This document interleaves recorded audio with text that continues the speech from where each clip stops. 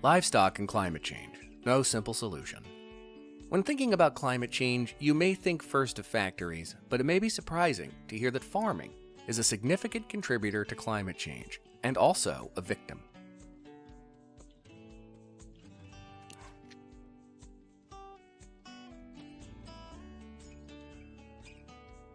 Industrial agricultural systems contribute approximately 1/3 of total greenhouse gas emissions due to using chemical fertilizers, pesticides, and animal wastes.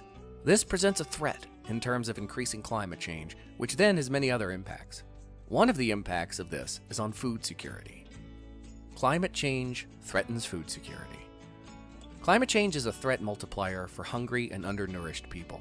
This is because climate change affects food production, availability, access, quality, utilization, and stability of food systems. How exactly does climate change affect these things? First, higher levels of CO2 reduce the nutritional value of crops.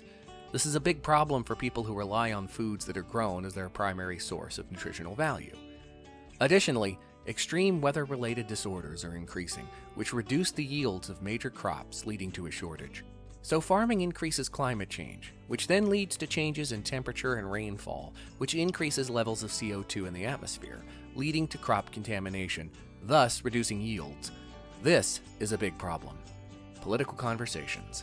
There is a growing need to recognize the critical importance of the agriculture sector to reduce climate change, and more funds are needed to improve agriculture in developing countries.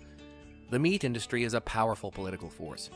Corporations have a strong voice and have succeeded in weakening or preventing many new meat safety initiatives in recent years. Is it time to stop a political gamesmanship that is dominating food safety police and start caring about human health?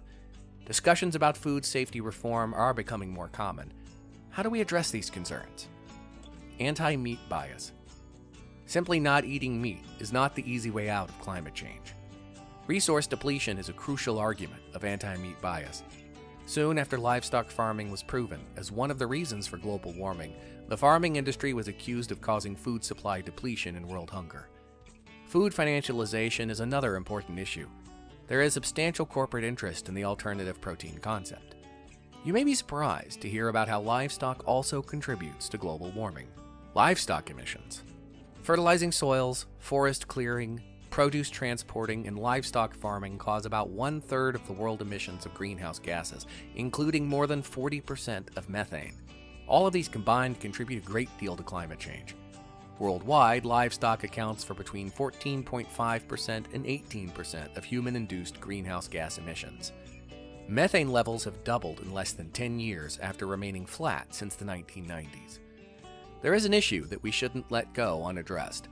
Since livestock is such a big contributor to climate change, let's explore meat consumption across the world. Meat consumption, developed versus underdeveloped countries. Meat is an important source of nutrition, and global demand for meat is growing. It has more than quadrupled over the past 50 years. That's a lot of livestock. Regionally, Asia is the largest meat producer, accounting for around 40 to 45% of total meat production. Meat consumption is the highest across high-income countries, including the United States, Australia, Argentina, and Spain, consuming nearly 80 kilograms respectively per person in 1 year. This is vastly different than meat consumption patterns in other parts of the world. Consumption trends across Africa are varied. Some countries consume as low as 10 kilograms per person in 1 year. Considering this huge difference in consumption, take some time to reflect on your own life and consider the ways that you may be contributing to this problem.